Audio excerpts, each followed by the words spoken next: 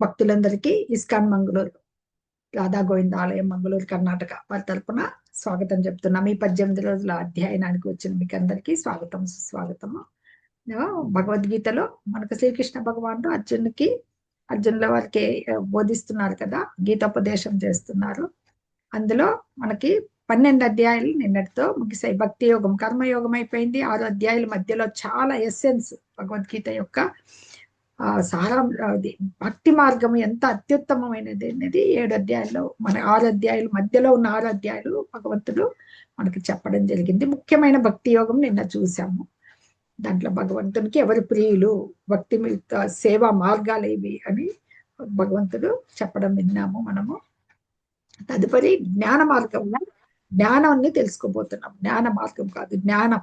భగవంతుడు మొట్టమొదటి ఈ జ్ఞానాన్ని దేహము ఆత్మ వీటి మధ్య భేదము, పరమాత్మ, ఇవి క్షేత్రజ్ఞుడు ఎవరు అని అర్జునుడు అడిగిన ప్రశ్నల ద్వారా జవాబులు చెబుతూ మనకు విశదీకరిస్తున్నారు అన్నమాట. హరే కృష్ణ.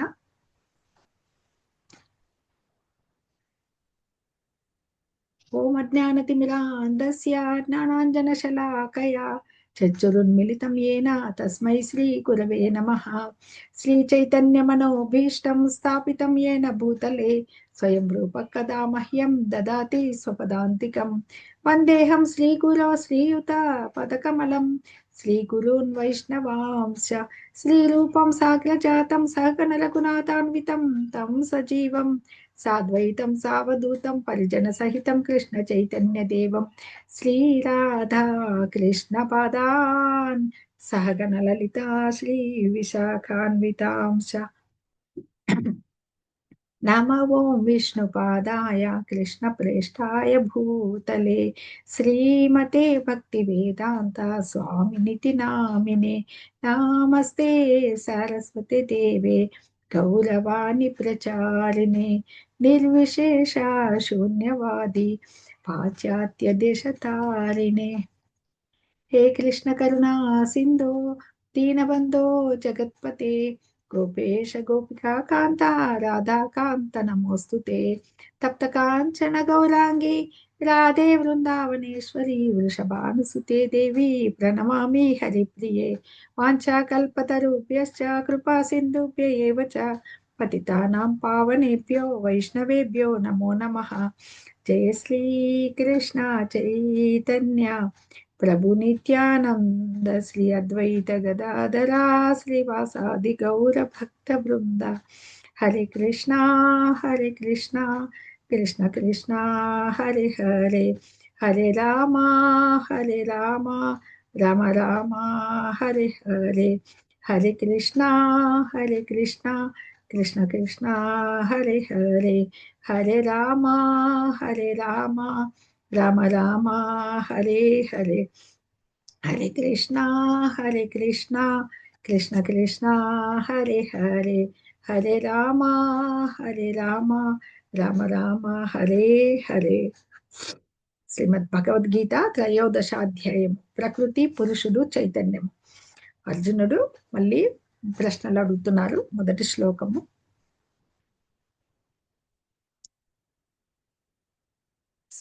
క్షేత్రజ్ఞ విభాగ యోగం. అర్జున ఉవాచ ప్రకృతిం పురుషం చైవ క్షేత్రం క్షేత్రజ్ఞమేవ చ ఏతద్వేదితుమిచ్ఛామి జ్ఞానం జ్ఞేయం చ కేశవ. అర్జునుడు ఇలా పలికెను, ఓ కేశవ, ప్రకృతి మరియు పురుషుడు ఆనందించేవాడు గురించి, క్షేత్రము మరియు క్షేత్రం తెలిసిన వాడు గురించి, జ్ఞానము మరియు జ్ఞాన విషయముల గురించి నేను తెలుసుకోవాలనుకుంటున్నాను. అర్జునుడు 6 విషయాలు అడిగాడు ఇక్కడ. ప్రకృతి మరియు పురుషుడు అంటే ప్రకృతి భౌతిక ప్రకృతి, పురుషుడు ఎవరు మనకి పురుషుని, ఇంకా క్షేత్రము ఆ క్షేత్రాన్ని తెలిసిన వాడి గురించి, జ్ఞానము మరియు జ్ఞాన విషయాన్ని గురించి నేను తెలుసుకోవాలనుకుంటున్నాను అని చెప్పేసి అడిగాడు. ఇక్కడ భగవానుడు ఏం చెప్తున్నాడు చూసి మళ్ళీ వివరించుకుందాం మనము. శ్రీ భగవాన్ ఉవాచ ఇదం శరీరం కౌంతేయ క్షేత్రమిత్యభిధీయతే ఏతద్యో వేత్తి తం ప్రాహుః క్షేత్రజ్ఞ ఇతి తద్విదః. శ్రీకృష్ణ భగవానుడు పలికెను, ఓ కుంతి కుమారుడా, ఈ దేహము క్షేత్రమని చెప్పబడుతుంది.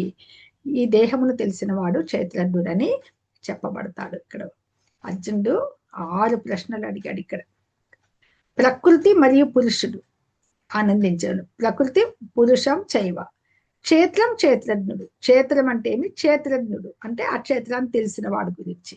ఇంకా 2 జ్ఞానం మరియు జ్ఞాన విషయం ఏంటి అని నేను తెలుసుకోవాలనుకుంటున్నాను. భగవంతుడు ఇక్కడ 2 ప్రశ్నలకు జవాబు చెప్పేశారు. ఈ దేహం క్షేత్రం అని చెప్పబడుతుంది. దేహాన్ని తెలిసిన వాడు క్షేత్రజ్ఞుడు. ఇక్కడ మనకి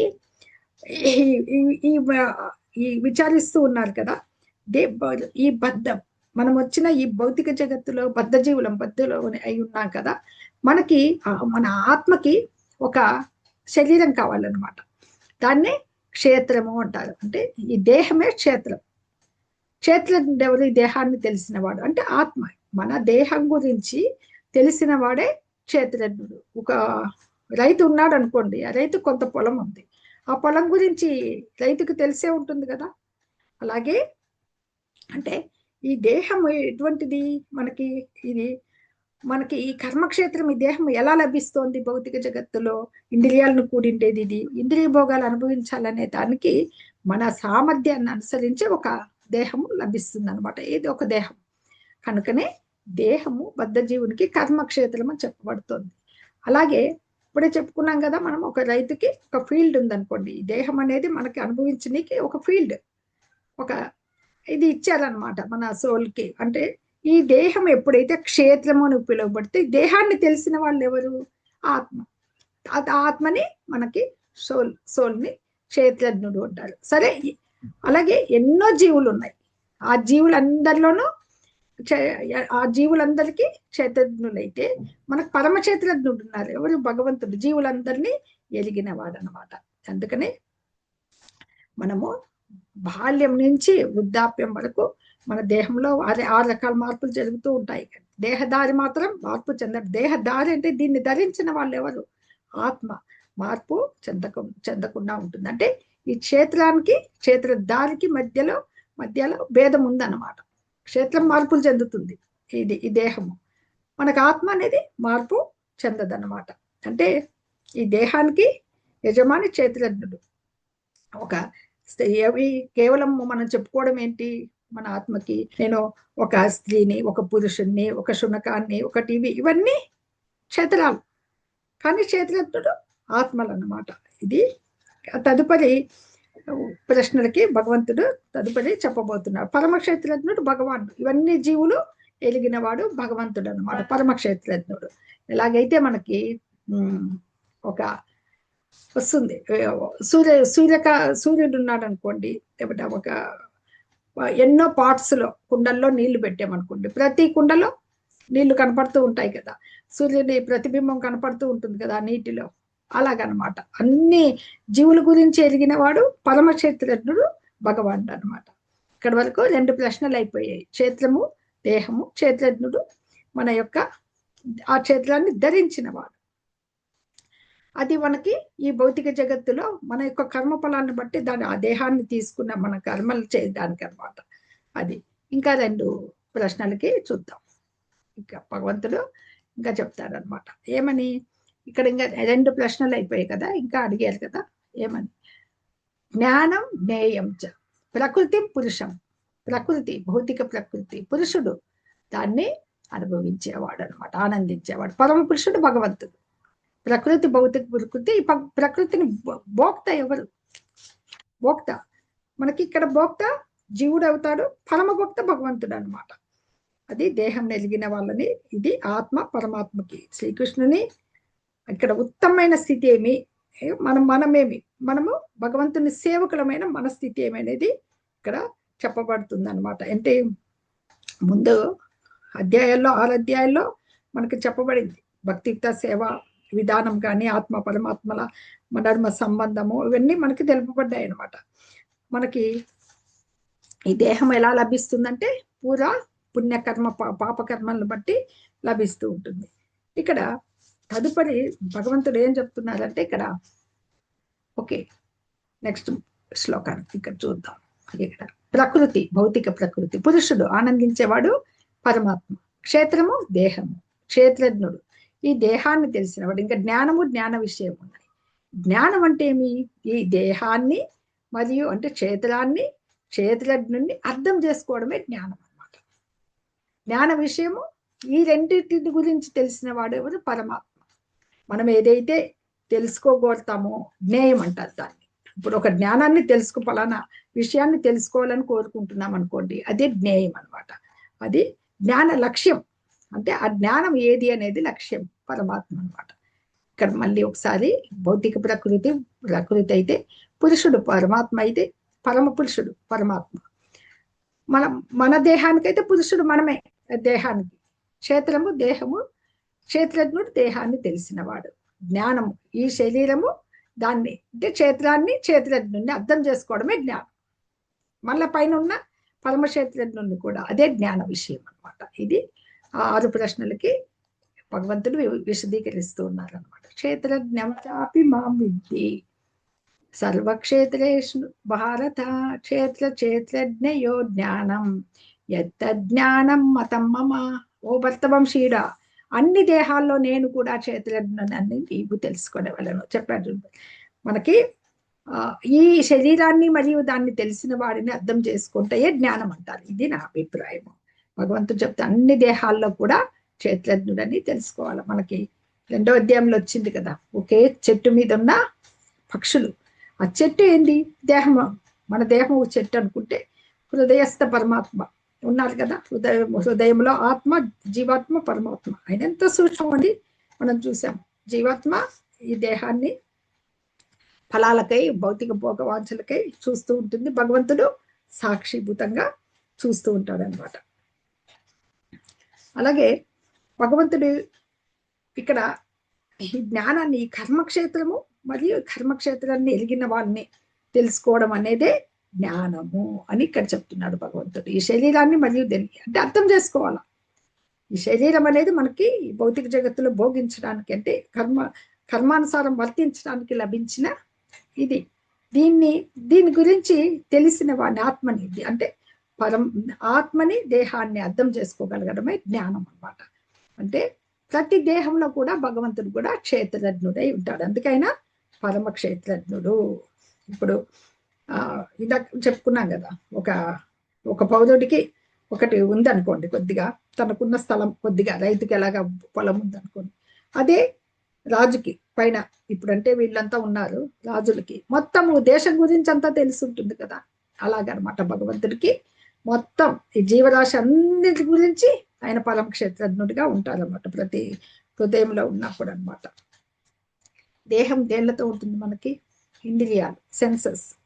అందుకనే భగవంతుడు ఈ ఇంద్రియాలకి అధినేత. మనం చెప్పుకున్నాం, ఆయన హృషికేశుడు అంటాడు.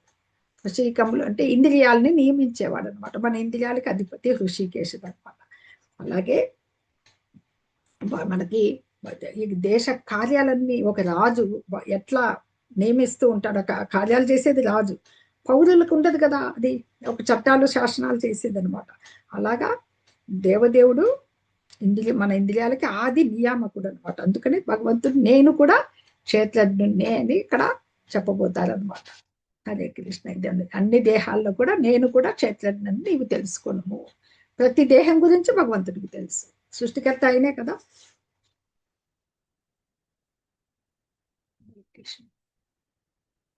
తత్క్షేత్రం యచ్చ యాదృక్చ యద్వికారి యతశ్చ మయత్ సచయో యత్ ప్రభావశ్చ తత్సమాసేన మే శృణు.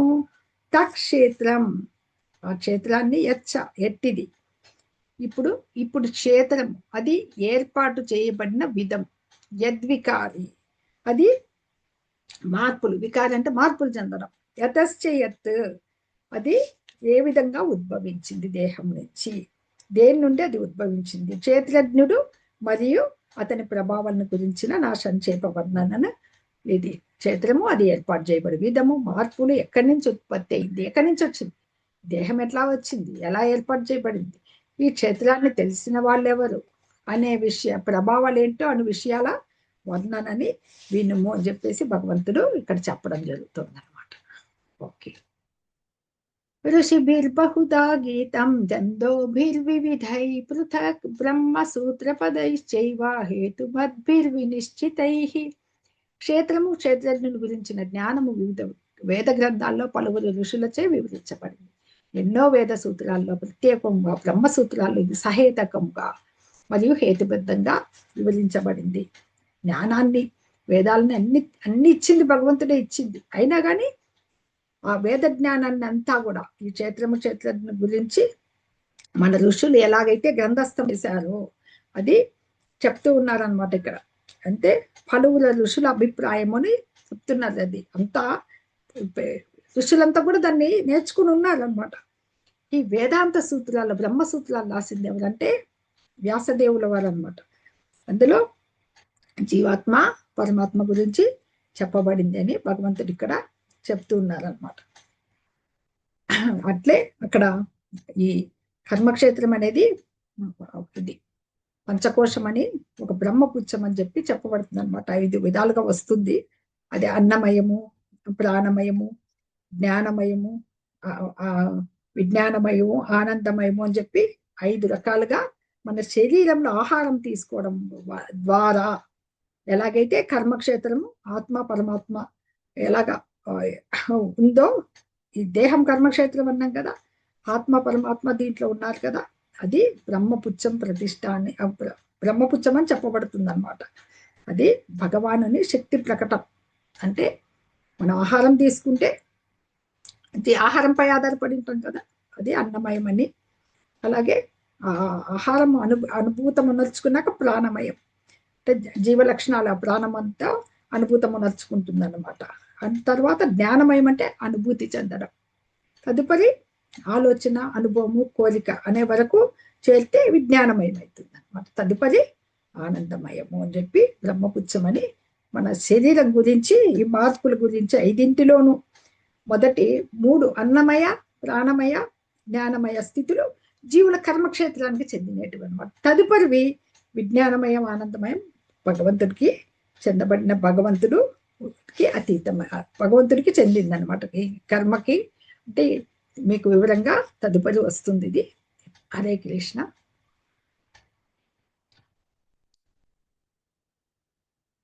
పంచభూతాన్యహంకారో బుద్ధిరవ్యక్తమేవ చ ఇంద్రియాణి దశైకం చ పంచచేంద్రియ గోచరాః ఇచ్చా ద్వేష సుఖం దుఃఖం సంఘాతశ్చేతనాధృతిః ఏతక్షేత్రం సమాసేన సవికారముదాహృతం.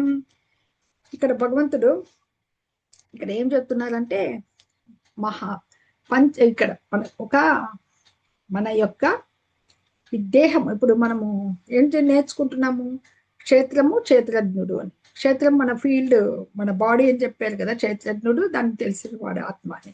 అది ఎలా తయారైంది మనకి 7వ అధ్యాయంలోనే వచ్చింది. భూమి రాపోనలో వాయు పంచ ఖమ్మనో బుద్ధి రేవచ.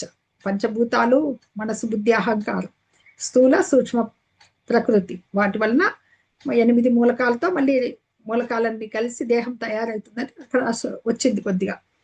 అది ఇక్కడ మళ్ళీ చెప్తున్నారు అన్నమాట. మహాభూతాన్ని అహంకారం, పంచమహాభూతాలు, విద్యాహంకారము, బుద్ధి, అవ్యక్తము, దశేంద్రియములు అంటే 5 జ్ఞానేంద్రియాలు, 5 కర్మేంద్రియాలు, మనస్సు మరియు 5 ఇంద్రియ గ్రాహ్య విషయములు, కోరిక, ద్వేషం, సుఖం, దుఃఖం, మొత్తం జీవ లక్షణాలు అన్ని కలిపి క్షేత్రము, దాని అంత ప్రక్రియలుగా భావించబడినాయి. ఒకసారి వివరిద్దాం ఇది. ఇక్కడ మనకి మహా ఋషులు వేద మంత్రాల, వేదాంత సూత్రాల్లో అంతా ఇలా చెప్పబడింది. 5 ఇక్కడ మొత్తం 24 మూలకాలంటే అందులో 5 పంచభూతాలు. మనకు భూమి, జలము, అగ్ని, వాయు, ఆకాశం, ఈ పంచమహాభూతాలు. అవి మనము స్థూల శరీరం అని అక్కడ చెప్పుకున్నాం మనకు 7వ అధ్యాయంలో కూడా. సూక్ష్మ మిథ్యాహంకారము, బుద్ధి, అలాగే ప్రకృతి త్రిగుణాల అవ్యక్త స్థితి అనమాట. విద్యాహంకారము, బుద్ధి, ప్రకృతి త్రిగుణాల అవ్యక్త స్థితి, అక్కడికి 8 అవుతాయి. తర్వాత ఈ పంచభూతాలు ఏమున్నాయో తదుపరి ఇవి మన ఇంద్రియాలు వస్తాయి కదా మనకి. ఆ ఇంద్రియాల్లో జ్ఞానేంద్రియాలు చర్మము, కళ్ళు, నేత్రాలు, అలాగే ఇవి చెవులు అంటే కర్ణాలు, జిహ్వ నాలుక, ధ్యానం నాసిక, ఇవి 5. ఇవి చేసే ఇంద్రియార్థాలు అంటే ఇవి చేసే అవి గ్రాహ్య విషయాలు ఏం చేస్తాయి మనకి. మౌత్ అదే వాక్కు, నోరు నుంచి వాక్కు వస్తుంది కదా మనకి. అలాగే ఈ ఇది శబ్ద స్పర్శ రూప రసగంధాలు అంటారు. నాసిక శబ్దం, చర్మము స్పర్శ, రూపము మనకి నేత్రాలు ఏం చూస్తాయి రూపం, రస మనకి జిహ్వ నాలుక టేస్ట్ చూస్తుంది. అలాగే గంధము అంటే నాసిక వాసన చూస్తుంది. అంటే ఇంద్రియాలు ఇంద్రియార్థాలు. జ్ఞానేంద్రియాలు 5, ముందు 5 పంచభూతాలు, అలాగే నిత్యాహంకారము, బుద్ధి, త్రిగుణాలు కలిపి 8 అయినాయి ఇక్కడికి. 5 ఇవి మనకి ఇవి జ్ఞానేంద్రియాలు. చర్మము, కళ్ళు, చెవులు, నాలుక, జ్ఞానాలు అవి చేసేటివి మనకి ఇవి శబ్ద స్పర్శ రూప రసగంధాలు. ఇక్కడ మొత్తం ఎన్ని అయినాయి? 18 అయినాయి అన్నమాట. ఇవి ఇవి కాక కర్మేంద్రియాలు ఉన్నాయి కదా, వాక్కు, పాదాలు, హస్తాలు, జననేంద్రియాలు అవి కలిపి అవి ఒక 5, అక్కడికి 23. ఇవంతా కలిసి 24 అంశాలు. మనసుతో కలిపి ఇవన్నీ 24 అంశాలు కలిపి ఈ శరీరము ఈ క్షేత్రం నందు ఉన్నాయన్నమాట తయారు కావడానికి. ఇవన్నీ కూడా దీని ద్వారా ఇది ఇవంతా విశ్లేషణంగా అధ్యయనం చేస్తే మన కర్మక్షేత్రము అర్థమవుతుంది అన్నమాట. ఇవన్నీ ఇంకా అంత ప్రక్రియలు ఏవి లోపల కార్యక్రమాలు, కోరిక, ద్వేషము, సుఖ దుఃఖం అనేటివి దేహం నందు పనిచేస్తూ ఉంటాయని ఇవి మనకి చెప్పబడింది అనమాట. 6-7 శ్లోకాల్లో భగవంతుడు విశ్లేషించాడనమాట. హరే కృష్ణ. ఇక్కడ ఇచ్చారు చూడండి. పంచమహాభూతాలు భూమి, నీరు, అగ్ని, వాయువు మరియు ఆకాశము. జ్ఞానేంద్రియాలు చెవులు, కళ్ళు, నాలుక, చర్మము, ముక్కు. కర్మేంద్రియాలు కంఠము, చేతులు, కాళ్ళు, జననాంగాలు మరియు బుధము. ఇంద్రియార్థాలు గంధము, రుచి, రూపము, స్పర్శ, శబ్దం. అంటే ఈ జ్ఞానేంద్రియాలు ఏం పనులు చేస్తాయో అవే ఇంద్రియార్థాలు అనమాట. సూక్ష్మాంశాలు మనస్సు, బుద్ధి మరియు అహంకారం. మహత్తత్వం ప్రకృతి యొక్క ఆదిమ స్వరూపం. ఇవన్నీ కలిపి 24 మూలకాలు. శరీరంలో ఉన్న 24 మూలకాలు. దీనిలతో ఈ దేహము తయారవుతుంది అనమాట. ఎస్. తదుపరి భగవంతుడు ఏం చెప్తున్నారంటే జ్ఞానం. ఇది జ్ఞానం కదా, శరీరం గురించి అయిపోయింది. ముందు ఇప్పుడు జ్ఞాన ప్రకటన చేస్తున్నాడు అనమాట. ఏది జ్ఞానము అని చెప్పేసి అన్ని ఇవి. ఇది మనకి వినయము, గర్వం లేకపోవుట, అహింస, ఓర్పు, సరళత, మంచి ఆధ్యాత్మిక గురువును ఆశ్రయించుట, పరిశుభ్రత, స్థిరత్వము, ఈ ఆత్మ నిగ్రహము, ఇంద్రియ భోగ వస్తువుల్ని మనకి త్యజించడం, విద్యాహంకారం లేకపోవడం, జన్మ మృత్యు జరా వ్యాధుల దోషాన్ని గుర్తించడం, నిర్లిప్తత, పిల్లలు, భార్య మొదలైన వాటి బంధం నుండి విముక్తిది. ఒక్కొక్కటి కొద్దిగా చూద్దాం. భగవానుడు జ్ఞాన ప్రకటన ఎలా చేశారనేది ఇక్కడ ముఖ్యంగా మొట్టమొదటిది ఏమంటే ఇప్పుడు మనకి ఇక్కడ ఆధ్యాత్మిక జీవనానికి కూడా మన ప్రారంభించినప్పుడు ఎవరితో ఒక గురువు ద్వారా తెలుసుకోగలుగుతాం కదా. ఆ గురువుని స్వీకరించడమే అత్యంత ముఖ్యమైనది. జ్ఞాన విధానము నిజమైన మార్గం. ఇది గురువు ద్వారా తెలుసుకోవాలి. ఈ నిజమైన మార్గం అంటే జ్ఞాన విధానం. అందుకే జ్ఞాన విధానం బోధిస్తున్నాడు భగవంతుడు. ఈ కర్మక్షేత్రంలో 24 అంశాల యొక్క కాక వాటి బంధం నుంచి ముక్తి పొందాలంటే ఆధ్యాత్మిక మార్గానికి రావాలంటే జ్ఞానం గురించి జ్ఞానవంతుడిగా ఉండాలి కదా. జ్ఞాన లక్షణాలు తెలుసుకోవాలి కదా. ఏది జ్ఞానం అనేది ఫస్ట్ ఎలా మొట్టమొదటిది వినయం అంటే వినమ్రత. అంటే ఇతరుల నుంచి నాకు గౌరవం కావాలి అని ఆశించకూడదు అన్నమాట. అలాగే గర్వం లేకపోవడం. ఆ గౌరవం మనము గర్విగా ఉండకూడదు. అహింస. అహింస అంటే ఏమి ఇక్కడ హింస చేయకపోవడం కాదు.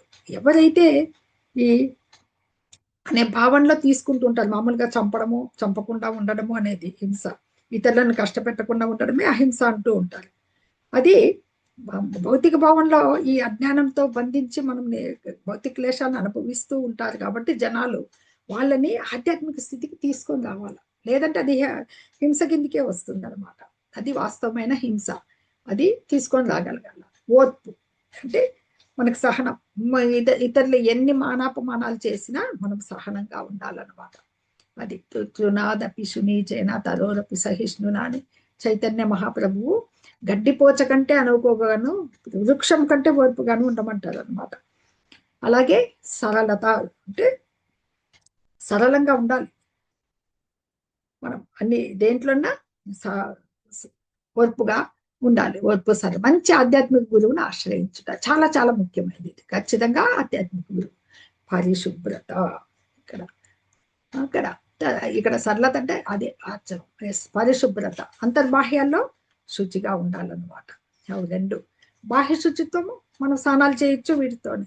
అంతర్ శుచిత్వము హరే కృష్ణ కృష్ణ కృష్ణ హరే హరే హరే రామ రామ రామ హరే హరే. నిరంతరము మన మనస్సు భౌతిక కల్మషంతో ధూళితో నిండిపోతూ ఉంటుంది. భౌతిక జగత్తులో సమాజంలో ఎంతో మనం కలుస్తూ ఉంటాం కాబట్టి అవి మన నుంచి ఆ భావనలన్నీ పోవాలంటే మహామంత్రుల జపం తప్పనిసరి అనమాట. స్థిరత్వం, స్థిరంగా ఉండాలి, దృఢ నిశ్చయంతో ఉండాలన్నమాట. ఏది ఆ దృఢ నిశ్చయం? ఆధ్యాత్మిక జగత్తులో నేను పురోగతి సాధించాలని. ఆత్మ నిగ్రహం అంటే దీనికి ఈ పురోగతికి ఏదన్నా అడ్డం వచ్చిందనుకోండి దాన్ని నిలదొక్కునేటట్టు ఉండాలన్నమాట. ఇంద్రియ భోగ వస్తువులు త్యజించడం, విద్యాహంకారము లేకుండా పోవాలన్నమాట. అంటే ఇక్కడ ఇంద్రియ భోగ వస్తువుని త్యజించడం అంటే ముఖ్యంగా నాలుకని, జిహ్వని కంట్రోల్లో పెట్టుకోవాలి. ఎందుకంటే మనం మాట్లాడే మాటలు కూడా ఇతరులను నొప్పించకూడదు, చెడు మాటలు మాట్లాడకూడదు. అట్లాగే ఏదంటే అది జిహ్వకు రుచికైంది తీసుకోకూడదు. కృష్ణ ప్రసాదమే స్వీకరించగలగాలి. అహంకారం లేకపోవడం, విద్యాహంకారం.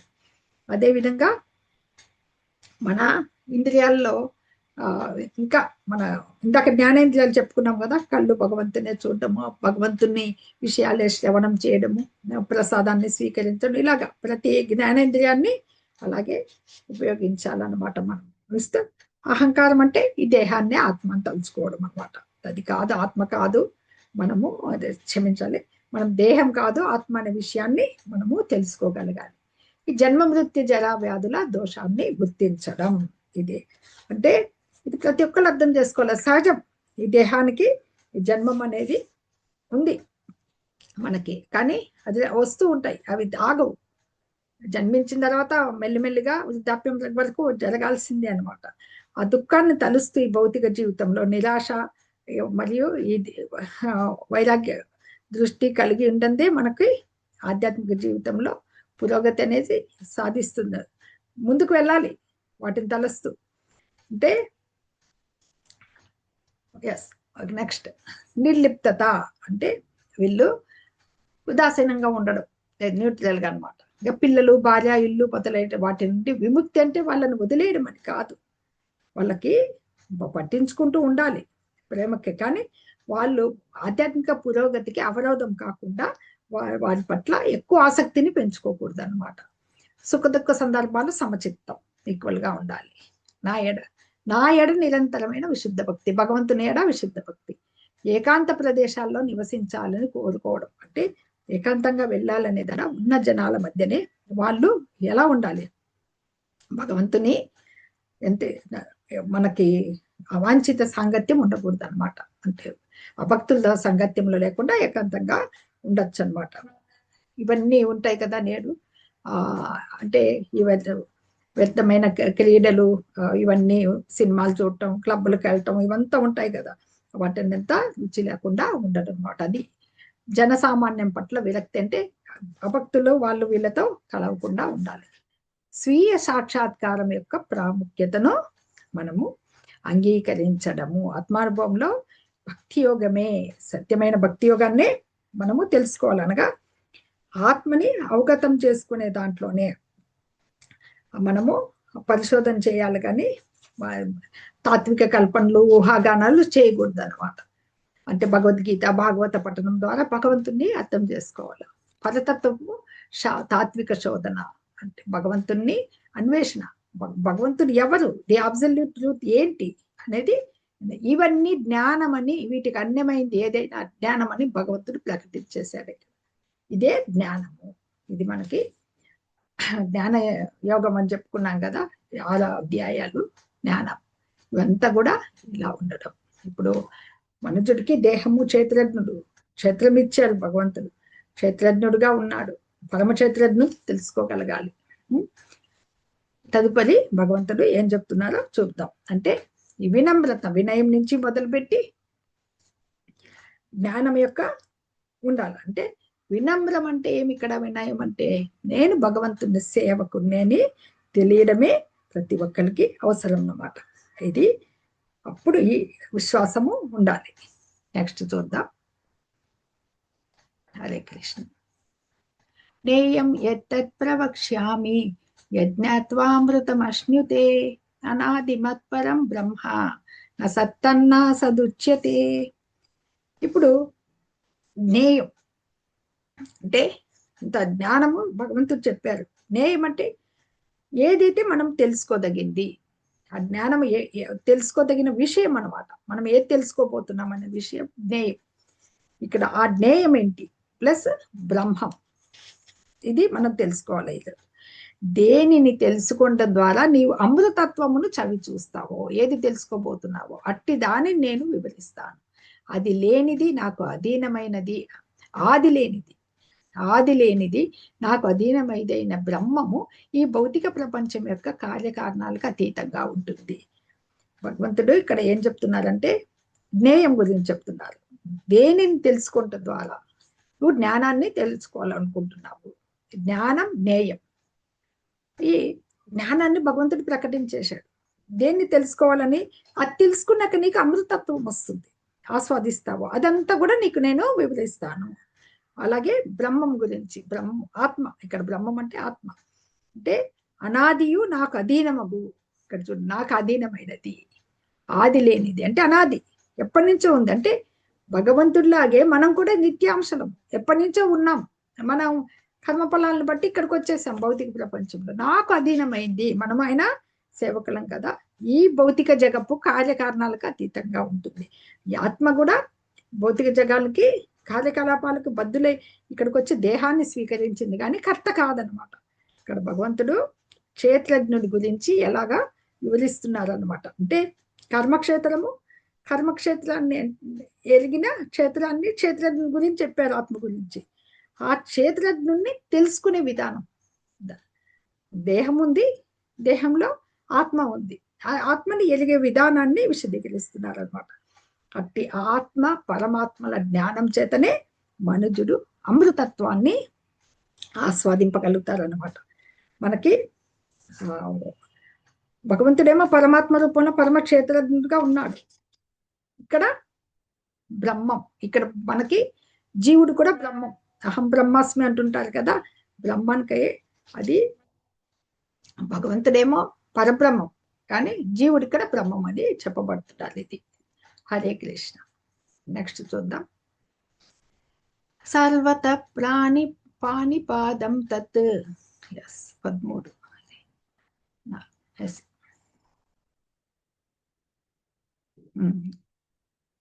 సర్వ ఓకే,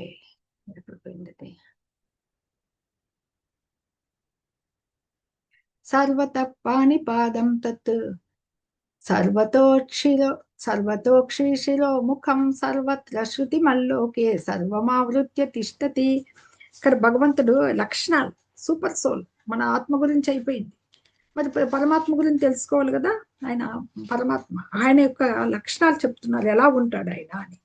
ఆయన సర్వత పాణిపాదం, సర్వత్రా ఆయన హస్తములు, పాదములు, కన్నులు, శిరస్సులు, ముఖములు మరియు చెవులు ఉన్నాయి. ఈ విధంగా పరమాత్మ జగత్తంతా వ్యాపించి ఉంటాడు. అక్కడ అంత వ్యాపించి ఉంటాడంటే సర్వతా అతని హస్తములు, ఏదైనా చూడగలడైనా. ఆయన పాదాలు, నయనాలు, శిరములు, ఎక్కడైనా చూడగలడు, ఎక్కడైనా వినగలడు. కర్ణాలని పరమాత్మ అంత సర్వమంతా వ్యాపించి ఉన్నాడు అనమాట. ఇక్కడ మనము పరమాత్మని సూర్యునితో పోల్చుకున్నాం అనుకోండి, సూర్య కిరణాలు ఎక్కడుంటాయి?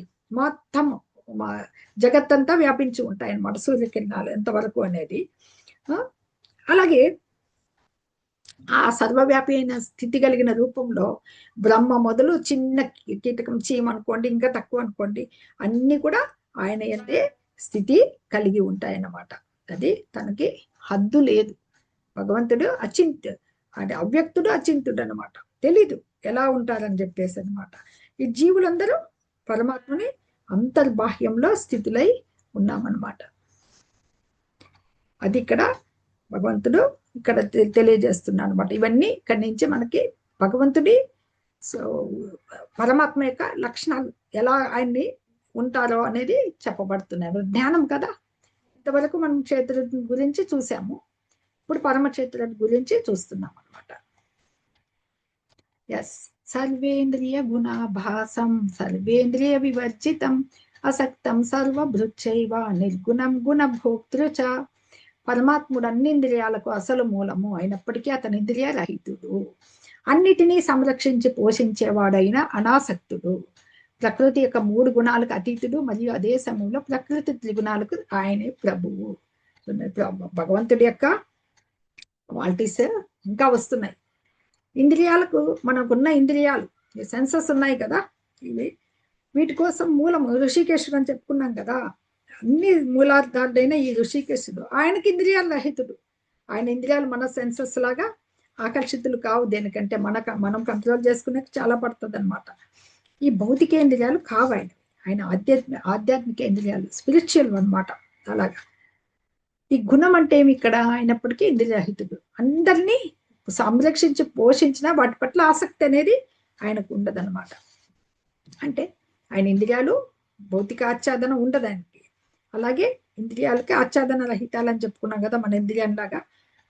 ఈ రకంగా మనకి భౌతిక గుణ సంపర్కం కలిగిన హస్తాలని కాక, అంటే మనం ప్రసాదం పెడతాము, ఆయన ఇలా చేతులతో తీసుకొని తిన్నారు కదా, ఆయన అలా చూపు వీక్షిస్తేనే అది పవిత్రం అయిపోతుంది అనమాట.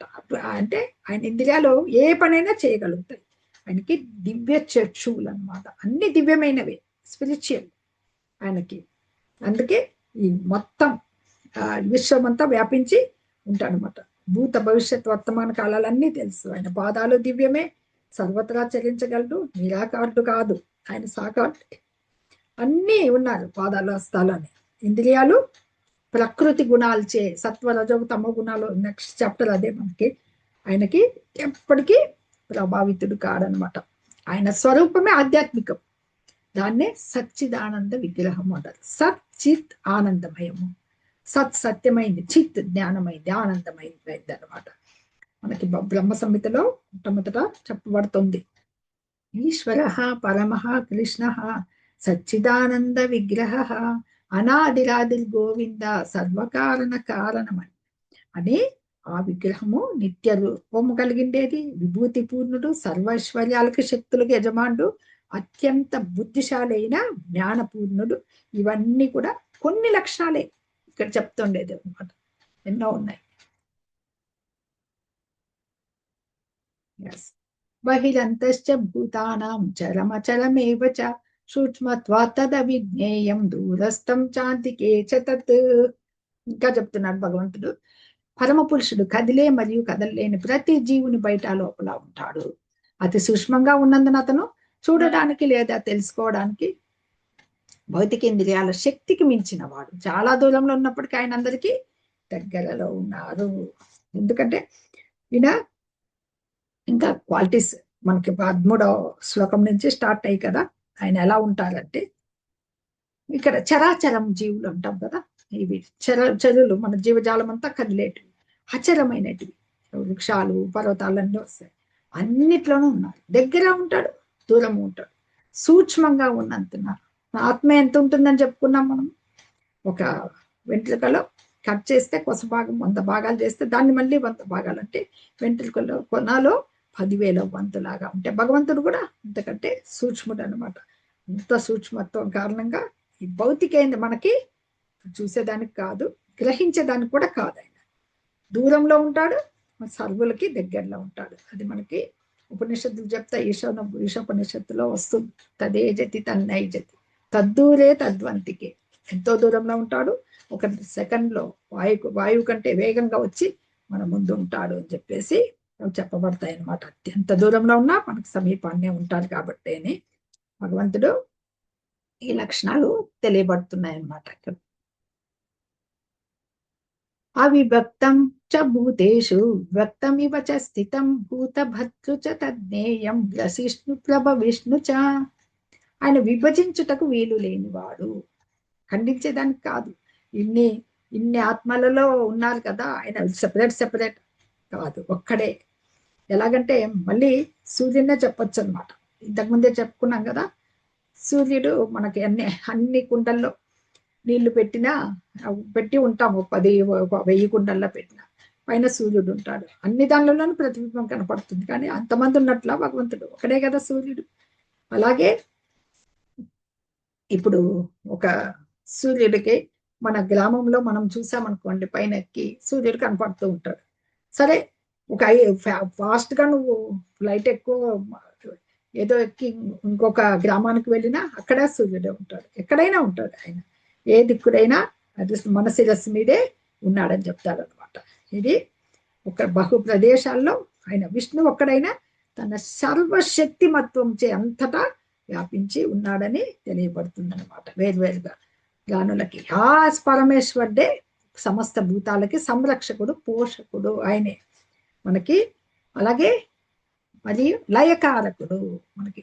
కాలోస్మి లోక క్షయకృత్ ప్రవృద్ధో, మనము 11వ అధ్యాయం విశ్వరూప సందర్శన యోగంలో చెప్పారు కదా, విశ్వరూపం చూపించారు, కాలరూపంగా అందరినీ నేను కబలించే మృత్యువును అని కూడా భగవంతుడు చెప్పడం జరిగింది అక్కడ. మరియు సృష్టికర్త ఆయనే. అనేక విశ్వాలు ఆయన నుంచే ఉద్భవిస్తాయి. తరువాత ఆయన విశ్వపోషకుడుగా గర్భోదకశాయిగా వస్తాడు, క్షీరోదకశాయిగా ప్రతి ప్రాణి హృదయంలోనూ పరమాత్మ రూపంలో ప్రవేశిస్తాడనమాట. జ్యోతిషామపి తజ్జ్యోతి తమస పరముచ్యతే జ్ఞానం జ్ఞేయం జ్ఞానగమ్యం హృది సర్వస్య విస్థితం. ఇక్కడ తేజో, అతడే సమస్త తేజపూర్ణ పదార్థాలలో కాంతి మూలము. జ్యోతిషామపి తజ్జ్యోతి, ఆయనే ప్రకాశమైన వెలిగే దానిలలో వెలుగు ఆయనే, ఇదనమాట. అలాగే తమస పరముచ్యతే అంటే తమస్సు అంటే అంధకారం, అంధకారానికి అతీతమని చెప్పబడుతుంది ఈ వెలుగు. తజ్జ్యోతి, ఆ జ్యోతి, ఆ వెలుగు అంధకారాన్ని పారదోలుతుంది అనమాట. జ్ఞానం జ్ఞేయం జ్ఞానగమ్యం. ఏమడిగారు మనకి అర్జునుడు? జ్ఞానం. అందుకని ఆ జ్ఞానము ఆయనే. జ్ఞానం అంటే భగవంతుడి గురించి తెలుసుకోవడం. మనం తెలుసుకోవాల్సిన విషయం ఏంటి? భగవంతుడే. జ్ఞాన గమ్యం ఏమిటి? భగవంతుడే. మనకి అడిగాడు కదా, మనకి క్షేత్రము, క్షేత్రజ్ఞుడు, ప్రకృతి, పురుషుడు. క్షేత్రుడు క్షేత్రజ్ఞం చెప్పేశారు. జ్ఞానం అంటే ఏమి, జ్ఞేయం అంటే ఏమి, జ్ఞానగమ్యము. జ్ఞానం అనగా భగవంతుని గురించి తెలుసుకోవడమే. ఆ కావలసినది లక్షణాలు ఉన్నాయి భక్తుడికి. అలాగే జ్ఞేయం, ఏది తెలుసుకోబోతున్నాం మనము? ఆత్మ దేహము, ఆత్మ, పరమాత్మ, ఈ సంబంధాన్ని తెలుసుకోగలగడమే మన జ్ఞాన గమ్యం. ఏది జ్ఞాన గమ్యం అంటే దేవుడికి కొరకు భగవంతుడు జ్ఞానముచే పొందదగిండేది. మనం హృదయం నందు సర్వస్య విష్టితం నిలిచి ఉన్నది. అతడే సమస్త తేజపూర్ణ పదార్థాల్లో కాంతి మూలము, అజ్ఞానాంధకారానికి అతీతుడు, అవ్యక్తుడు.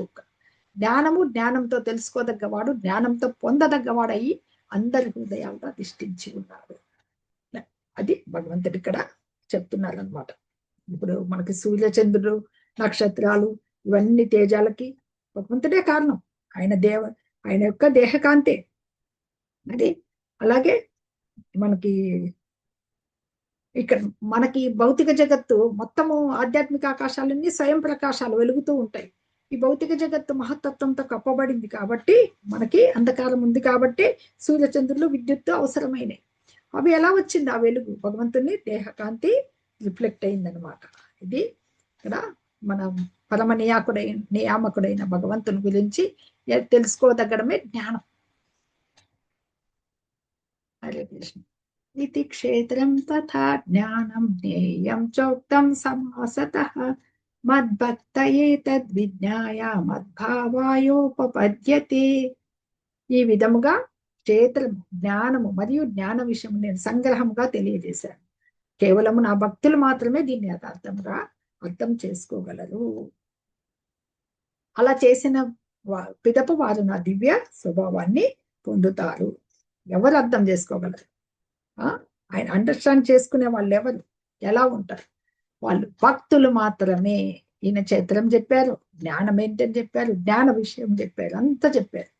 ఇది ఎవరు అర్థం చేసుకోగలరు? అందరికీ కాదు, కేవలము భక్తులకు మాత్రమే జ్ఞానము చేస్తారని చెప్పారు. అంటే ఈ జ్ఞానము 3 అంశాలు కదా. జ్ఞాత ఎవరు తెలుసుకుంటున్నారు? జ్ఞేయము, జ్ఞాన విధానాలు ఇవి.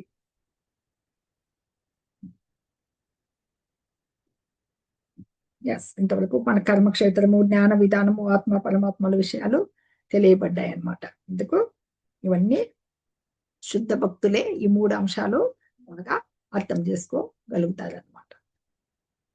చేసుకున్న పిదప వారు భగవంతుని పూర్తిగా పొందగలరు అని చెప్పి ఇక్కడ చెప్తున్నారు. భక్తులు కదా. ఎస్.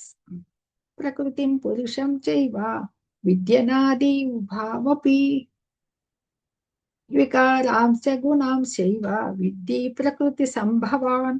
ఇక్కడ భగవంతుడు ప్రకృతి పురుషుడు.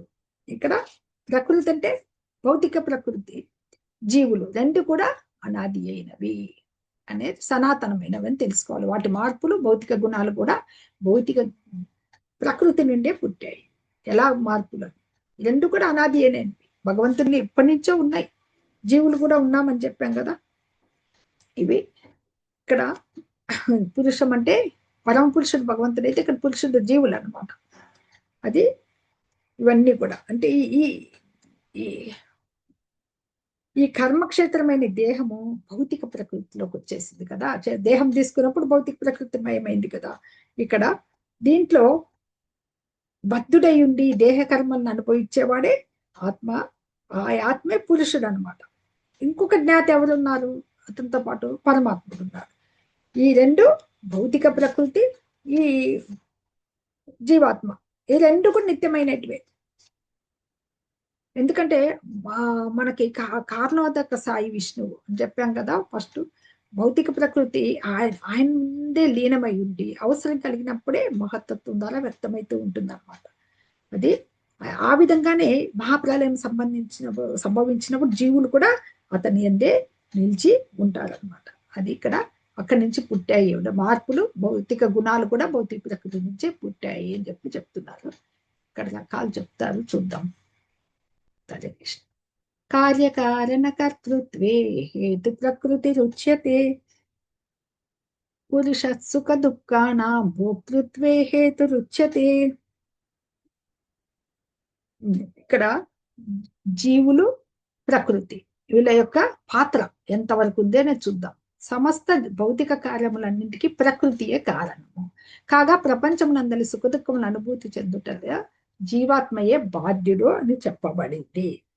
జీవుల ఈ మనకి దేహేంద్రియాలన్నీ ఉన్నాయి కదా. దేహాలు భౌతిక ప్రకృతిలో మొత్తం 84 లక్షల జీవజాతులన్నీ కూడా ఈ ప్రకృతి నుండి పుట్టాయి అన్నమాట. ఇక్కడ ఈ దేహాలు 84 లక్షల జీవ జాతులు ఎలాగో వాళ్ళకి అది లభించింది? వాళ్ళ యొక్క కోరికలు, ఇంద్రియ కోరికల మీద అనమాట. అలా ఆ దేహాలు స్వీకరించడం వల్ల ఆ సుఖ దుఃఖాలను అనుభవిస్తూ ఉంటారు. అంటే ఆ సుఖాలన్నిటివి కూడా దేహ కోరికల వల్లే పట్టింది, కానీ తన వల్ల కాదనమాట. అందుకే ఇక్కడ అనుభూతి జీవాత్మయే బాధ్యుడు అని చెప్తున్నారు సుఖ దుఃఖాలను అనుభూతి చెందడంలో. అంటే జీవుని కర్మలు, కోరికలను అనుసరించి ప్రకృతి అతనికి రకరకాల దేహాల్ని పొందేదానికి కానీ వాటి ఎందలి సుఖ దుఃఖాలని అనుభవించేదానికి కానీ జీవుడే చేర్చడం. ఎలా చేరుస్తుంది? మన కోరికలను బట్టి ప్రకృతి దేహాలను ఇస్తుంది అనమాట. ఆ దేహాన్ని పొందుటకు దాంట్లో సుఖ దుఃఖాలకి కేవలము భోగించేదానికి జీవుడే కారణము. అంటే ఒక ఎగ్జాంపుల్ చెప్పుకోవచ్చు. ఇప్పుడు ఒక శునక దేహం లభించింది అనుకోండి, కుక్కలాగా శునకంలాగే వర్తిస్తారు కదా, సాత్వికంగా ఉండదు కదా. అలాగే ఒక సూకరం అంటే ఒక అహం, పిగ్, అది లభించింది అనుకోండి, అది ఎంత ఘోరంగా ప్రవర్తిస్తుంది. ఆ దేహంలో ఉన్నప్పుడు అలాగే ప్రవర్తించాలి కదా. అదనమాట ఆ లక్షణాలు. అవి ఎలా లభించాయి? అతనికి ఉన్న ఇంద్రియ కోరికల వల్ల అలాంటి ఏ దేహంలో ఉంటే అలా ప్రవర్తించాల్సి వస్తుంది. నీకు ఆ దేహం వచ్చినందుకు కారణం ఏంటి? ఇంద్రియ కోరికలు పూర్వజన్మలో అలాంటివి తీసుకోవడం జరిగిందనమాట. ఓకే, ఇప్పుడు ప్రకృతి గుణాలు ఎట్లా వస్తాయి చూద్దాం. 84 జీవజాతుల్ని ఇక్కడ ఈ ఒక పద్మ పురాణంలో ఇలా చెప్పబడింది. ఈ శ్లోకం చూద్దాం. 84 లక్షల జీవజాతులు అని చాలా సార్లు వచ్చింది మనకి, విభజింపబడ్డాయి భౌతిక ప్రకృతిలో అని. అవి మనకి పద్మ పురాణంలో వాటిని విభజించి చెప్పడం జరిగింది. జలజానవ లక్షాని స్థావర లక్ష వింశతి కృమయో రుద్ర సంఖ్యక పక్షిణాం దశలక్షణం త్రింశలక్షాని పశవః చతుర్లక్షాని మానుషాః. జలచరాలు 9 లక్షల రకాలు, చెట్లు మొక్కలు వంటి స్థావర జీవరాశి 20 లక్షల రకాలు, అలాగే క్రిములు సరీసృపముల వంటి జీవరాశి 11 లక్షల రకాలు, పక్షులు 10 లక్షల రకాలు, పశువులు 30 లక్షల రకాలు, మానవులు 4 లక్షల రకాలు ఉన్నారు. ఎస్, ఫస్ట్ మనకి పద్మపురాణం 9 లక్షల స్పీసీస్ ఆఫ్ ఆక్వాటిక్ లైఫ్, జలచరాలు. Okay, next 20 lakhs species of plants and trees. Next 11 lakhs species of insects, క్రిమి కీటకాలు. Birds 10 lakhs. Sorry, yes, 30 lakhs ఇక్కడ సబ్బీడ్స్, జంతువులు. మానవ జాతి ఎన్ని రకాల 4 లక్షలు మన హ్యూమన్ లైఫ్ లో ఉన్నారని పద్మపురాణము చెప్పబడింది అనమాట. ఎస్, పురుష ప్రకృతిస్థో హి భుంక్తే ప్రకృతి జాన్ గుణాన్ కారణం గుణ సంకోస్య సదసద్యోని జన్మసు. ఇక్కడ మనకి ఈ ఈ ప్రకృతి గుణాలతో సంగం వల్లనే ఏం జరుగుతుంది అనేసి, భౌతిక ప్రకృతిలో స్థితమై ఉన్న జీవాత్మ ప్రకృతి త్రిగుణాలను అనుభవించుతూ జీవిత మార్గమును అనుసరించును. ప్రకృతి సాంగత్యమే జీవాత్మకు ఉన్నత మరియు అధజన్మములకు కారణము. భౌతిక ప్రకృతికి వస్తే ఎప్పుడైతే మనం వచ్చిన నిత్యాంశాలమని మర్చిపోయి బందీ అయిపోతామో, మన ఇంద్రియ భోగాలకి వాంఛిస్తామో, అప్పుడు ఇలాంటి అధమ జన్మాలకు ఉన్నత జన్మాలకు కారణం ప్రకృతి సాంగత్యం అనమాట. అంటే ఎలాగైతే జీవుడు ఒక దేహం నుంచి ఇంకో దేహానికి మార్పు చెందుతున్నాడు అనేది విషయాన్ని అవగాహన చేసుకోవడానికి ఈ శ్లోకంలో చక్కగా చెప్పబడింది అనమాట. అంటే మనము మన దుస్తులని మారుస్తూ ఉంటాం కదా, రోజు వస్త్రాలని, అలా మార్చేదంతా మనకి 2వ అధ్యాయంలో చెప్పబడింది. ఇలాంటి వస్త్రాలు లాంటి దేహాల మార్పుకి మనకి భౌతిక స్థితిలో మన తాదాత్మ్యమే, మనము దీని మీద ఆకర్షణ అనమాట. అది మిథ్యాభావన. అందువలన అది దాంట్లో మనం మునిగినంతసేపు ఈ దేహాలు మారుతూనే ఉంటాయన్నమాట. అంటే ప్రకృతి మీద అధికారం చెలాయించాలనే మన కోరికే, భోగించాలనే వాంచే, ఇదే ఈ పరిస్థితులకి దారి తీసిందని.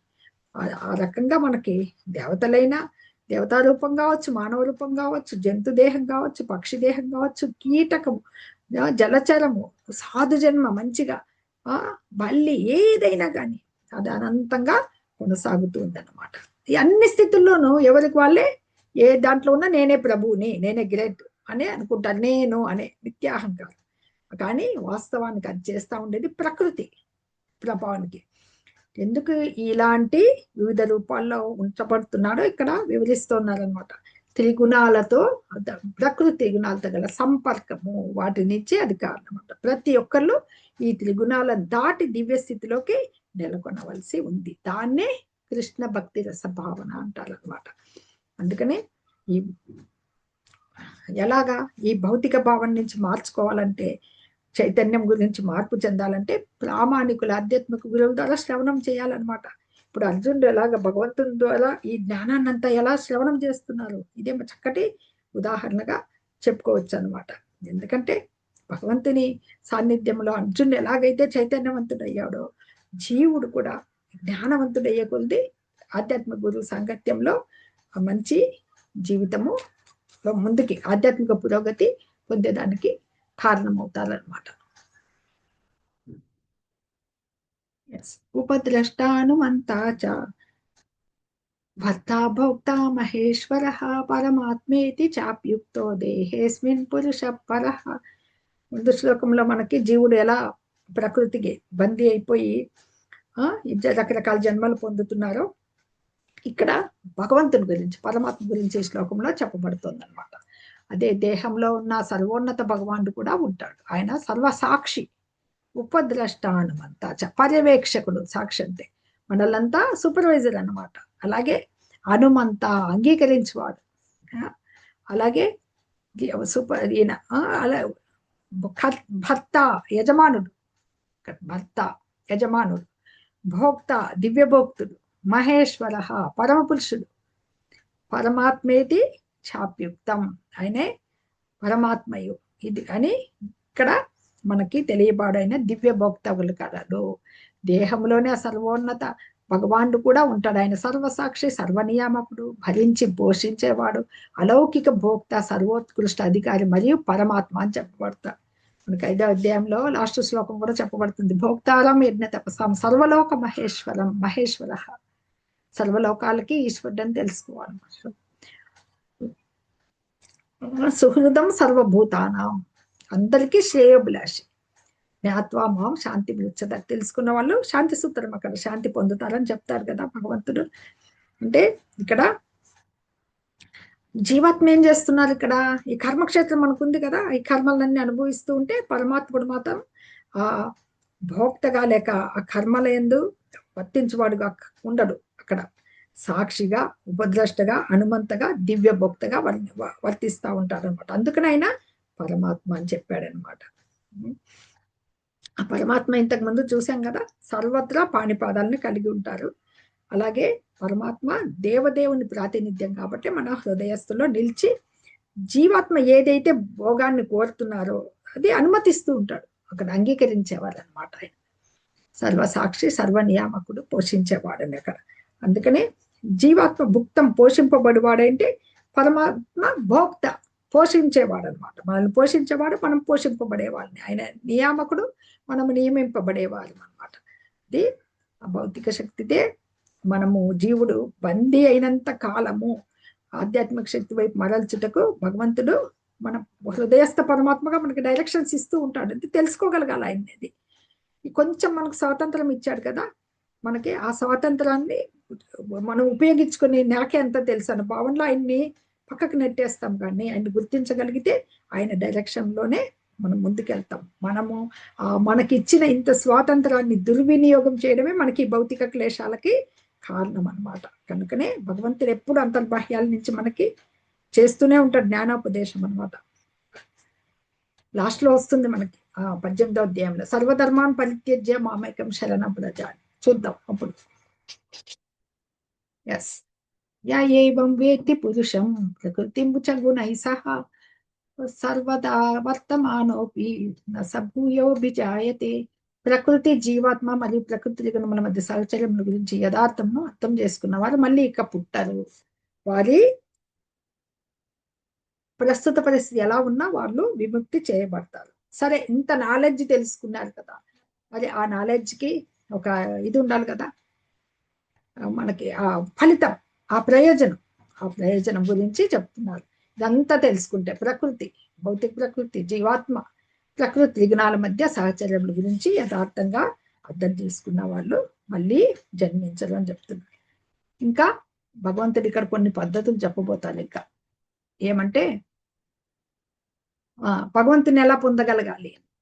ధ్యానేన ఆత్మని పశ్యంతి కేచిదాత్మానమాత్మన అన్యే సాంఖ్యేన యోగేన కర్మయోగేన చాపరే. ముందే వచ్చింది భగవంతుని ఎలా చూడాలని. ధ్యానం ద్వారా తమ హృదయంలో ఉన్న పరమాత్మను దర్శించడానికి ప్రయత్నిస్తారు. ఇతరులు విజ్ఞాన సముపార్జన ద్వారా, కొందరు ధ్యానం చేస్తారు, కొందరు జ్ఞానులు జ్ఞానం సంపాదించడం వల్ల జ్ఞాన మార్గాన్ని అన్వేషించమన్నారు కదా. క్లేశోధిక తరస్తేషాం 5వ శ్లోకం వస్తుంది కదా మనకి 12వ అధ్యాయంలో. అలాగే ఇంకా మరికొందరు ఈ విజ్ఞానమును కర్మ మార్గం ద్వారా కర్మలు చేస్తూ ఉంటారు కదా. ధ్యానం చేత, జ్ఞానాభ్యాసం చేత, ఈ ఇంకను నిష్కామ కర్మ చేత తమయందే భగవంతుణ్ణి దర్శించాలి అంతర్ముఖంగా అనమాట. వీళ్ళు ఇట్లా అర్థం చేసుకునే వాళ్ళు కూడా ఈ రకంగా చేస్తూ ప్రయత్నిస్తూ ఉంటారు పరమాత్మని దర్శించేదానికి అనమాట. అన్యే త్వేవమజానంతః శ్రుత్వాన్యేభ్య ఉపాసతే తేపి చాతితరంత్యేవ మృత్యుం శృతి పరాయణాః. ఇంకా కొందరు ఈ ఆధ్యాత్మిక మార్గముల గురించి తెలియని వారు వాటి గురించి వేరే వారి దగ్గర విని ఆ సర్వోన్నత భగవాన్ని ఆరాధించడం మొదలు పెడతారు. ఇలా భక్తితో మహాత్ముల దగ్గర శ్రవణం చేయటం చేత వారు కూడా క్రమక్రమంగా ఈ సంసార జనన మరణ సంసార సాగరాన్ని దాటగలరు చెప్పారు కదా మార్గాలు. ఇక్కడ ఏమేమి ధ్యానము ద్వారా ఈ మార్గాలు ఉన్నాయి. భగవంతుడే చెప్పాడు పరమాత్మని ఎలా దర్శించాలని. జ్ఞాన సముపార్జన, ధ్యానము, అలాగే కర్మ మార్గం, నిష్కామ కర్మ. ఈ మూడు అన్ని మార్గాలు ఉంటే ఇది తెలియని వాళ్ళు ఏం చేస్తారంటే శ్రవణం.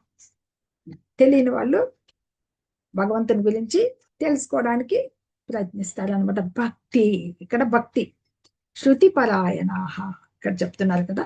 శృతి అంటే శ్రవణ విధానం నందు ఆసక్తి కలిగిన వాళ్ళు అనమాట. అన్నీ ఇతరులు ఆధ్యాత్మిక జ్ఞానంతో ఎలాంటి పరిచయం లేకపోయినా ఇతరుల నుండి ఆ పరమ పురుషుని గురించి శ్రవణం చేసి ఆయన్ని పూజించడం ప్రారంభిస్తారనమాట. అది అది ఆ శ్రవణం చేసే ప్రబలవృత్తి గల వాళ్ళు కాబట్టే శ్రవణం కీర్తనం ద్వారానే అనమాట. శ్రవణ విధానము అత్యంత ముఖ్యమైనది. సాధారణ మనుషుడికని ముందే చెప్పుకున్నాం కదా. దీనికి ఆయన పురోభివృద్ధి సాధించగలరని చైతన్య మహాప్రభు కూడా చెప్పారు.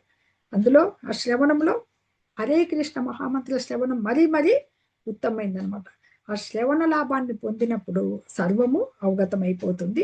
భగవంతుని అర్చనము నిస్సందేహంగా ప్రారంభిస్తారు అనమాట. అది శుద్ధ భక్తులు పరిచయం అయ్యారనుకోండి, శరణం పొందారనుకోండి, తదుపరి ఆత్మానుభవం గురించి శ్రవణం చేసి అడుగుజాడలను అనుసరిస్తూ శుద్ధ భక్తులను అడుగుజాడలు వెళ్తే వీళ్ళు కూడా శుద్ధ భక్తులుగా మారే అవకాశం ఉంది. అది ప్రామాణికుల ద్వారా శ్రవణం అనేది అంత అత్యున్నతమయ్యి భగవంతుణ్ణి చేరుకోగల మార్గము సుగమమవుతుంది అనమాట.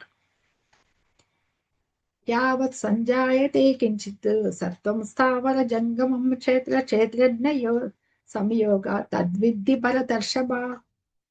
ఇది ఓ భర్తవంశీల శ్రేష్ఠుడా, నీవు చూచు ఈ సమస్త చరాచర ప్రాణులు ఈ క్షేత్రము మరియు క్షేత్రజ్ఞుడి యొక్క కలయిక వలననే ఉన్నాయని తెలుసుకొనుము అంటే భగవంతుడు ఇక్కడ చెప్తున్నాడు. ఏది కరెక్ట్ గా ఒక పద్ధతి. ఎలాగా సర్వదేహాల్లో ఈ ఆత్మను కూడి ఉండే పరమాత్మను గాంచేవాడు అనమాట. ఈ ఇద్దరిని మరియు ఇది ఎలా ఉంటుంది, అన్ని దేహాల్లోనే ఆత్మలో జీవులు ఉన్నారు, జీవాత్మ ఉంది, పరమాత్మ ఉన్నాడు.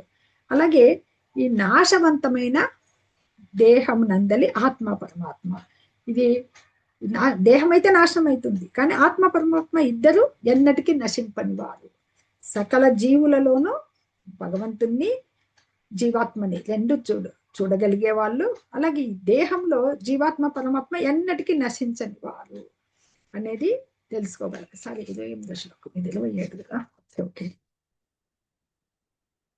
యావత్ సంజాయతే కించిత్ ఓ భర్తవంశీలో శ్రేష్ఠుడా, నీవు చూచు సమస్త చరాచర ప్రాణులు ఈ క్షేత్రం మరియు చైతన్యుడి యొక్క కలయిక వలనే అని తెలుసుకోమన్నారు అన్నమాట. అంటే మనకి ఇక్కడ చర అచర అంటే ఈ జగత్తులో మొత్తము కదిలేవి కదలను అంటే వృక్షాలు, పర్వతాలు, కొండలు వంటి అచర సృష్టి ఉంది కదా.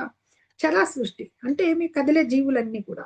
అవన్నీ కూడా ఈ భౌతిక ప్రకృతి మరియు ఉన్నత ప్రకృతి అయిన జీవుని కలయిక వల్లనే ఏర్పడినవని తెలుసుకోగలగాలన్నమాట. ఎందుకంటే మనము 7వ అధ్యాయంలోనూ చూసాం, జీవులు పరాప్రకృతికి చెందిన వాళ్ళే, కానీ ఈ భౌతిక ప్రకృతిని ఉపయోగించుకునేకి గౌణ సృష్టికి ఇక్కడికి వచ్చేసారు. భౌతిక సృష్టికి ఆ ఉన్నతి ప్రకృతికి చెందిన జీవుడు ఈ కలయిక, ఈ స్పర్శ లేనిదే ఇక్కడ ఏది వృద్ధి పొందదనమాట. అంటే ఈ భౌతిక ప్రకృతి జీవులు ఈ సంబంధము ఎప్పటి నుంచో కొనసాగుతూ ఉందన్నమాట. అక్కడ ఆ సంయోగం అనేది భగవంతుడే అధ్యక్షతనే జరుగుతోంది. కాబట్టి హైయెస్ట్ మనకి ఏది ఉన్నత ప్రకృతి, పరాప్రకృతి, ఈ భౌతిక ప్రకృతి, ఇది మన న్యూన ప్రకృతి, జడ ప్రకృతి అని చెప్పుకుందాం. ఈ జీవుడు భౌతిక ప్రకృతులు నియమించేవాడు ఎవరంటే భగవానుడు. అదే చెప్పబడి ఇక్కడ ఈ భౌతిక ప్రకృతి అనేది భగవాన్చే సృష్టింపబడి ఈ ఉన్నత ప్రకృతికి చెందిన జీవుడు దాన్ని ఎందు ఉంచినప్పుడే ఈ సర్వ కార్యాలు సృష్టి వస్తా ఉన్నాయన్నమాట. ఇది ఇక్కడ ఇప్పుడు 27వ శ్లోకం చూద్దాం. 28 సమం సర్వేషు భూతేషు తిష్టంతం పరమేశ్వరం వినశ్యత్స్య వినశ్యంతం య పశ్యతి సపశ్యతి. చెప్పుకున్నాం కదా, అందరిలోను అన్ని ప్రాణుల్లోనూ ఎలా చూడాలి, అన్ని దేహంలోనూ ఆత్మను కూడి ఉండే పరమాత్మను, ఆత్మ పరమాత్మ ఇద్దరు ఉంటారు. అలాగే దేహం నశించిపోయిన ఆత్మ పరమాత్మ అనే వాళ్ళు నిత్యులు అనేది తెలుసుకోవడమే ఆధ్యాత్మిక యథార్థ దృష్టి అనమాట. ఆత్మ యొక్క మిత్రుడు ఎవరంటే భగవానుడు. ఇవే దర్శించగలగాలన్నమాట. ఈ విషయాల్ని దర్శించగలగడమే ఇక్కడ చెప్తూ ఉన్నారు. పరమేశ్వరం అంటే మనకు పరమాత్ముడు ఇక్కడ, ఇది నిజంగా చూసినవాడు అని చెప్పి ఇక్కడ చెప్పబడుతుంది 28వ శ్లోకంలో. చూద్దాం. సమం పశ్యని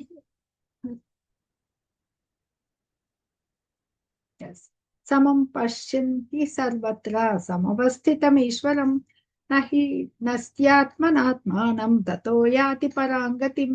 సర్వత్రా సమంగా ఉన్న పరమాత్మను ప్రతి ప్రాణిలో చూసేవారు తమ మనస్సుచే తమనే తాము దిగజార్చుకోరు. ఈ విధంగా వారు పరమ పదమునకి చేరును. ప్రతి జీవి యందును సమంగా నిలిచి ఉండే పరమాత్మను దర్శించేవాడు తన మనస్సుచే తనను తాను హీనపరచుకోడనమాట.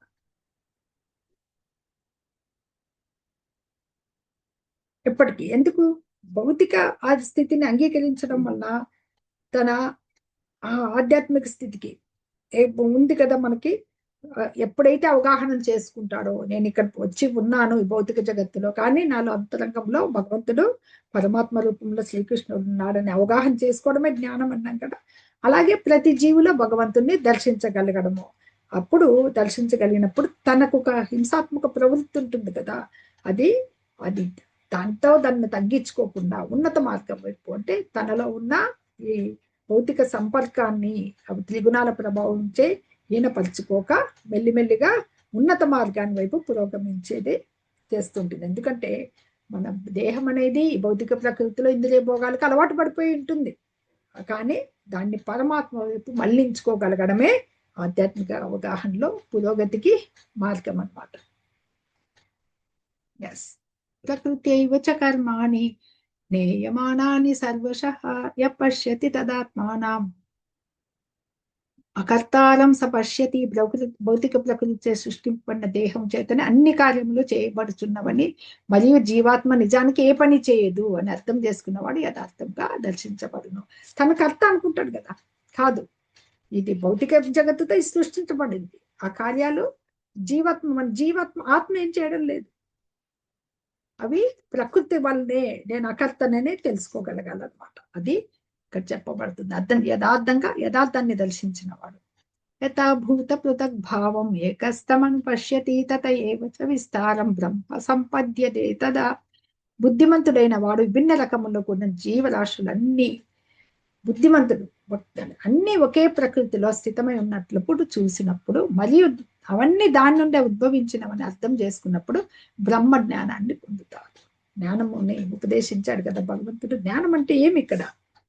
బుద్ధిమంతుడైన వాడు అంటే ఒక అన్ని సక్రమైన సత్వగుణంలో ఉన్న ఒక భక్తుడు ఎలా తెలుసుకోగలుగుతాడు? విరమించి అన్ని దేహాలు, రకరకాల దేహాలు ఉంటాయి, శునకము శుకరము 84 లక్షల జీవాలు, వాటిలో రకరకాల మనుషుల్లోనే ఉన్నారు, రకరకాల వ్యక్తిత్వాలు చూస్తూ ఉంటారు. ఉండకుండా ఈ జీవులంతా ఎట్లా విస్తరించారు, ఇవన్నీ ఎక్కడి నుంచి ఉద్భవించాయి అనే బ్రహ్మభావాన్ని తెలుసుకోగలగాలి. అదే బ్రహ్మభావం అనమాట. అంటే కొందరు జీవులు మానవము, శునకలు, మార్జాలం అంటే పిల్లులు, కుక్కలు, ఇవన్నీ అంటారు. ఇలా చూడడం అనేది భౌతిక దృష్టి మనకు వస్తుంది. సర్వం వాసుదేవమయం, అంతా వాసుదేవమయం. అది మనకి దైవీహేష గుణమయి మమ మాయం వాసుదేవ సర్వం ఇది సమహాత్మ సుదుర్లభ, మనకి 7వ అధ్యాయంలోనే వస్తుంది. మొత్తం వాసుదేవమయం అని తెలుసుకోగలగాలి. అంటే ఈ భేదభావము అనేది మనకు భౌతిక దృష్టి యొక్క భౌతికంగా చూస్తున్నట్లు అనమాట. అట్లా వివిధ దేహాలుగా చూడడం, అందరినీ ఆత్మస్వరూపులుగా చూడాలన్నమాట. అంటే ఈ దేహము నశించిపోతాయి అన్ని దేశాలు, ఎన్ని దేహాలు నశిస్తే మిగిలేది ఏది? ఆత్మ. ఈ ఆత్మే ఈ భౌతిక సంపర్కంలో దేహాలు స్వీకరిస్తుందని తెలుసుకోవడమే బ్రహ్మభావం అనమాట. అదే బ్రహ్మ జ్ఞానం.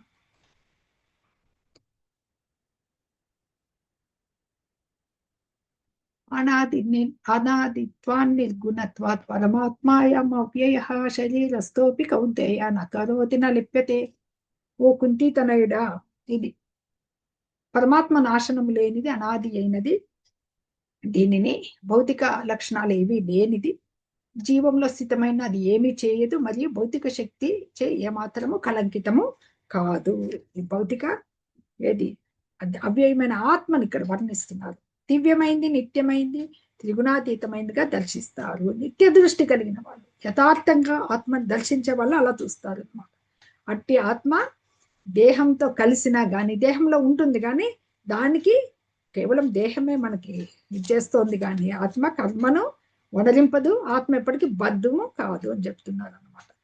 అతన్ని అందుకే భౌతిక కర్మల యందు నిమగ్నుడై ఉన్న ఆత్మకి దేహ సంపర్కంతో చేసే కర్మలు అతన్ని అస్సలు బంధించవన్నమాట.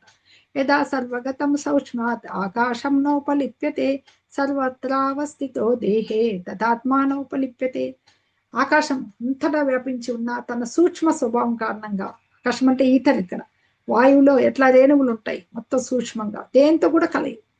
అదేవిధంగా బ్రహ్మభావంలో నెలకొన్న ఆత్మ దేహంలో ఉన్నప్పటికీ ఆ దేహంతో కలియదు. ఇది ఆత్మ దేహాన్ని స్వీకరించడానికే వచ్చింది కానీ అది ఎప్పటికీ కలియదు అని చెప్పి ఇక్కడ చెప్తున్నారు. ఈ ఆత్మ అసలుకి ఏ సైన్స్ కూడా భౌతిక దృష్టితో చెప్పలేరన్నమాట, దీన్ని తెలుసుకోలేరు. యదా ప్రకాశమైత్యేకః కృష్ణం లోకమిమం రవిః క్షేత్రం క్షేత్రీ తథా కృష్ణం ప్రకాశయతి భారత. ఓ భారత, ఎలాగైతే ఒక్క సూర్యుడే సమస్త సౌర కుటుంబమును ప్రకాశింపజేయును, అలాగే ఒక్క ఆత్మయే మొత్తం శరీరమును చైతన్యముచే ప్రకాశింపజేయును. చైతన్యము, ఆత్మ దేహానికి చైతన్యము ఎలా వస్తుంది? ఆత్మ ఉంటేనే కదా చైతన్యం వచ్చేది. అలాగే మొత్తం దేహాన్ని చైతన్యంతో, సూర్యుడు మొత్తం వెలుగునిస్తాడు కదా, మన దేహం అంతా చైతన్యంతో ఎలా ఉంటుందంటే హృదయంలో నిలిచినట్టు అను ఆత్మ, దాన్ని నుంచే దేహం ప్రకాశిస్తోంది అని చెప్తున్నారు అనమాట. ఆత్మ యొక్క ఉనికికి నిదర్శనం 2వ అధ్యాయంలో కూడా చెప్పుకున్నాం, మనకి ఉండేది దేహంలోని ఆత్మ వల్లనే చైతన్యము వస్తుందన్నమాట. ఎందుకంటే కానీ జీవుల్లో ఉన్న ఆత్మ చైతన్యం ఒక దేహానికి సంబంధించింది, మిగతా దేహాల గురించి తెలియదు. మన క్షేత్రజ్ఞుడికి అంటే ఈ క్షేత్రానికి, ఈ క్షేత్రజ్ఞుడికి ఓన్లీ ఈ క్షేత్రం గురించే తెలుస్తుంది, వివిధ క్షేత్రజ్ఞుల గురించి తెలియదు కదా. అది ఇక్కడ ముఖ్యంగా ఈ అధ్యాయంలో చెప్పబడింది అనమాట. క్షేత్రజ్ఞయోరేవం అంతరం జ్ఞాన చక్షుషా భూత ప్రకృతి మోక్షం చ ఏ విదుర్యాంతి తే పరం. దేహం అంటే ఈ క్షేత్రానికి, దేహాన్ని ఎరుగు క్షేత్రానికి గల భేదములు జ్ఞాన చక్షువులచే గమనించి భౌతిక ప్రకృతి నుండి విముక్తి పొందే పద్ధతి తెలిసిన వారు పరమపదాన్ని చేరుకుంటారు. భగవంతుడు చక్కగా వివరణ ఇచ్చేశాడు మనకి. ఇప్పుడు మనకి దేహం యజమాని అయిన ఆత్మ, దేహం క్షేత్రము, దేహం యజమాని ఆత్మ క్షేత్రజ్ఞుడు, పరమాత్ముడు పరమక్షేత్రజ్ఞుడు. ఈ 3 అంశాల మధ్య భేదాన్ని తెలుసుకోవాలన్నమాట. అదే ఈ 13వ అధ్యాయము సారాంశం అన్నమాట. ఇంకా ఏం చెప్పుకున్నాం మనము ఇక్కడ ఈ అధ్యాయంలో? భగవంతుడు ఏం చెప్పారంటే ఈ దేహము భౌతిక పదార్థం మరియు 24 తత్వాలతో తయారైందని చెప్పుకున్నాం కదా. స్థూల వ్యక్తీకరణ, మనస్సు, దాని ప్రభావాలు సూక్ష్మ వ్యక్తీకరణలు. ఇవి లోపలంతప్పటికీ జీవన క్రియాలు, వీటికి పైన ఉండేది ఆత్మ అని చెప్పారు కదా. ఈ విధమైన ఆత్మ మరియు 24 మూలకాలతో కలయికే అని తెలుసుకుని పరమాత్ముని నిజస్థితిని తెలుసుకున్న వాడే ఈ ఆధ్యాత్మిక జగత్తుకి చేరడానికి అర్హుడు అని చెప్పేసి చెప్పారు. ఈ విషయాలన్నీ కూడా ఇందులో వచ్చిన జ్ఞానం గురించి, భగవంతుడు జ్ఞానయోగం గురించి చెప్పారు కదా. క్షేత్రజ్ఞుడు, పరమక్షేత్రజ్ఞుడు, పురుషుడు, ఏమి జ్ఞేయము అంటే ఏది తెలుసుకోదగిన విషయమే జ్ఞానము. ఈ మధ్యనున్న భేదాలు ఇవన్నీ కూడా ఆధ్యాత్మిక గురువు, ప్రామాణిక గురువు ద్వారా ఇంకా వివరంగా తెలుసుకుంటే ఇంకా వివరంగా బాగా అర్థం చేసుకోవచ్చని భగవంతుడు మనకి ఇక్కడ అర్జున్కి తెలియజేయడం జరిగింది. ఈ అధ్యాయంతో ఇంతటితో ముగిస్తున్నాము. హరే కృష్ణ. అందరికీ ధన్యవాదాలు. హరే కృష్ణ మాతాజీ.